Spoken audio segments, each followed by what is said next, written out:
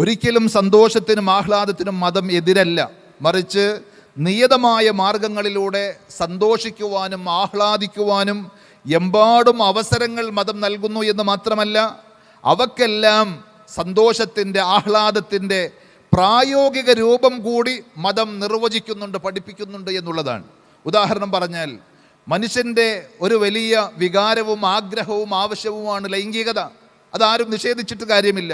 പക്ഷേ അത് കൃത്യമായി നിർവഹിക്കുവാനുള്ള മാർഗം വിവാഹത്തിലൂടെ ഇസ്ലാം തുറന്നു കൊടുത്തു.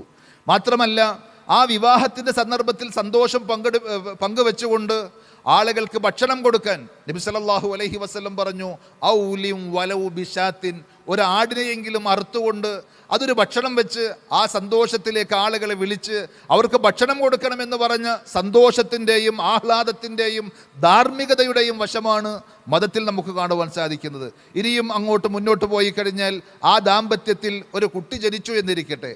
ആ കുട്ടി ജനിച്ച സന്തോഷത്തിൽ അയാൾ മാത്രം സന്തോഷിക്കുകയല്ല, അയാളുടെ കുടുംബക്കാരെയും അയാളുടെ സ്നേഹിതന്മാരെയും കൂട്ടുകാരെയും ഒക്കെ വിളിച്ച് അവർക്കൊരു ഭക്ഷണം കൊടുക്കാൻ, അഖീഖ അറുത്ത് അതിൻ്റെ മാംസം ആളുകൾക്ക് ഭക്ഷണമായി കൊടുക്കാൻ ഇസ്ലാം പഠിപ്പിക്കുന്നു.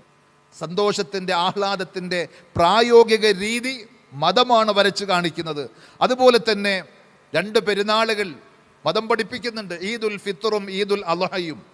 പെരുന്നാളുകളിൽ പുതിയ വസ്ത്രം ധരിച്ച്, ഇനി ഒരു പുതിയ വസ്ത്രവും ഇല്ലെങ്കിൽ ഉള്ളതിൽ നല്ലത് തേച്ച് അലക്കി വൃത്തിയാക്കി അത് ധരിച്ച് ആ സന്തോഷത്തോടുകൂടി എല്ലാവരുമായി പങ്കെടുത്ത് നല്ല ഭക്ഷണം കഴിച്ച് അതേപോലെ തന്നെ സന്തോഷം പങ്കുവെച്ച് ആളുകളുമായി ആ ഈദിൻ്റെ ആശംസകൾ പങ്കുവെച്ചുകൊണ്ടുള്ള ഈദുൽ ഫിത്തർ.